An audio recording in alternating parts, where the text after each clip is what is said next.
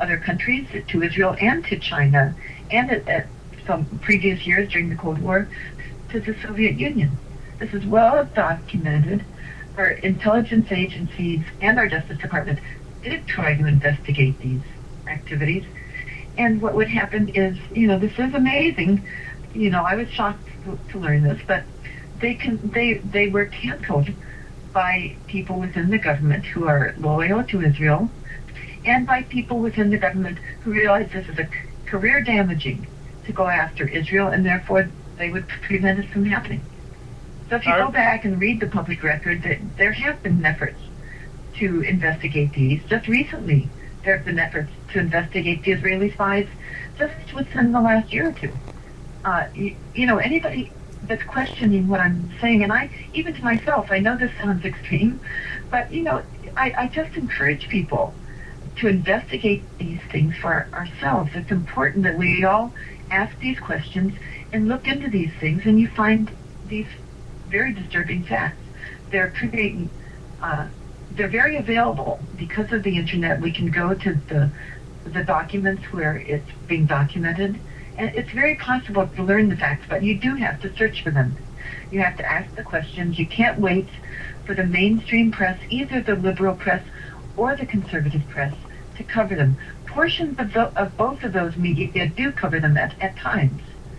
So you have to search it out. You just have to ask the questions and do your own research, and then you can discover what's going on.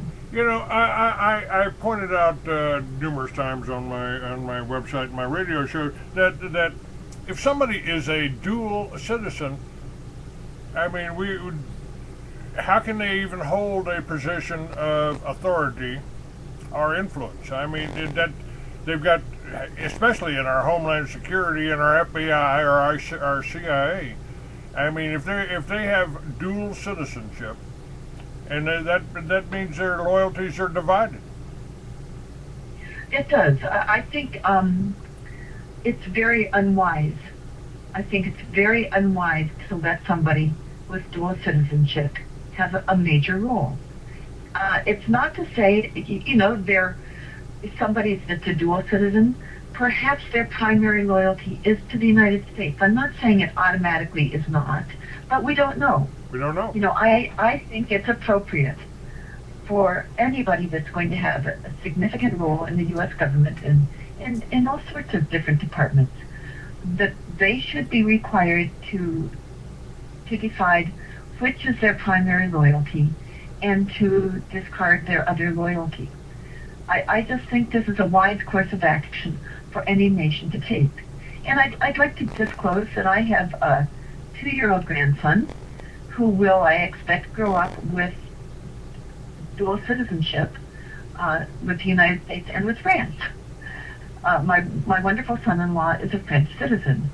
My little tiny grandson will have the opportunity to have citizenship with both countries. He will grow up mostly in the U.S. and right now, in fact, exclusively in the United States. So it's not that I'm against people who have backgrounds where one parent is a citizenship of another country.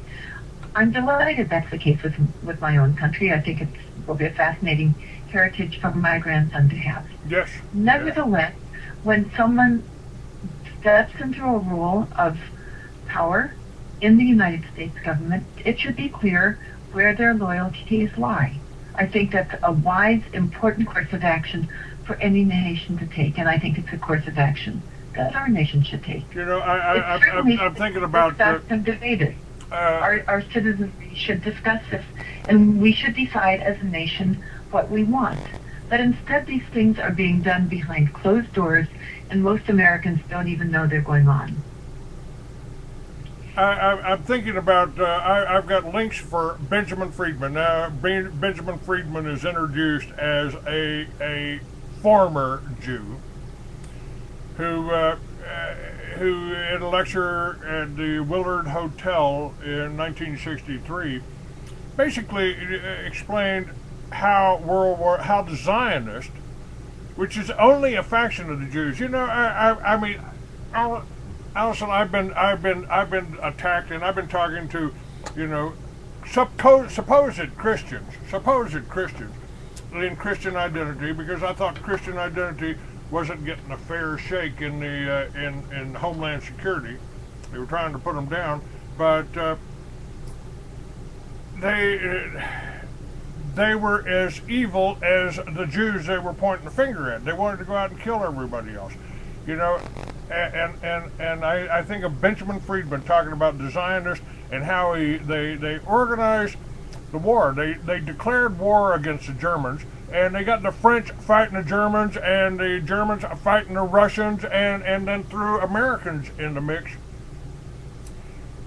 So they had all of us Christians fighting each other, and now they're pushing us to fight another religion, another large religious population, the Muslims, and you know they try to equate that with they use the Palestinians to do that and inflame the Muslims against us, don't they? It is a horrifying situation for any listeners who are skeptical of what appear to be, quote, conspiracy theorists. This may sound unlikely. Perhaps you haven't heard this kind of discussion before. And by the way, I'm somebody who's very skeptical of information until I check it out for myself. I think most of us should be more skeptical than we are. You know, not just of, quote, conspiracy theorists, but of mainstream reports as well. I don't think that we should automatically believe the mainstream press, and I don't think we should automatically believe alternative theories either. I think we should look into them. But I completely agree with you. I think Benjamin Friedman's speech and other writings that I've come across are extremely interesting. I know very little about this man. I've started to try to research more about him, to learn more about him, but everything that I research about him is extremely interesting. I think his writings seem legitimate. They seem quite important, and to tell things that my other research is validating. For example, you know, I was, you know, I remember studying U.S. history. I just got back from going to my high school reunion, and it's made me, you know, think about high school quite a bit. And fortunately, I had a very good U.S. history teacher in high school, and but there are a number of things, of course, in U.S. history that you're not taught, partly because, you know, you can only teach so much in a one-year course. But I think other things went on in terms of what things were filtered out of the curriculum. And certainly I had never been aware, until I started to study Israel-Palestine for myself, the significant role that Zionists played in pushing the U.S. into World War I.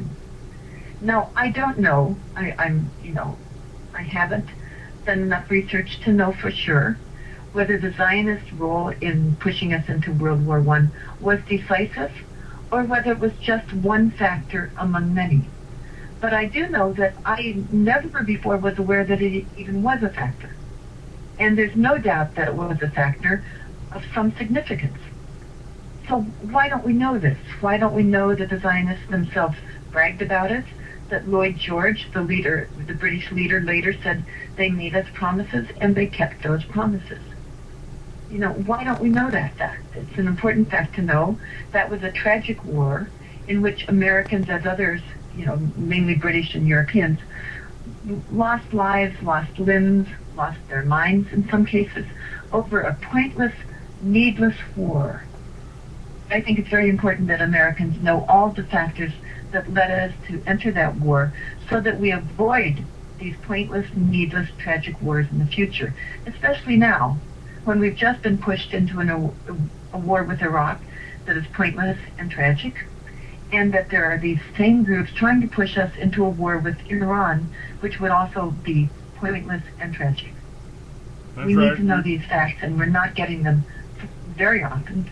We're only rarely getting them from the mainstream media. And the mainstream media is the Jews even brag about controlling the mainstream media, controlling Hollywood. They brag about it. This isn't me saying, "Oh, that Jews do this." This isn't a conspiracy theory. This is people, the heads of studios, Klein, people, reporters Jewish reporters are saying, yeah, we control Hollywood, we control the media, we own ABC, we own Walt Disney, we own that, and that's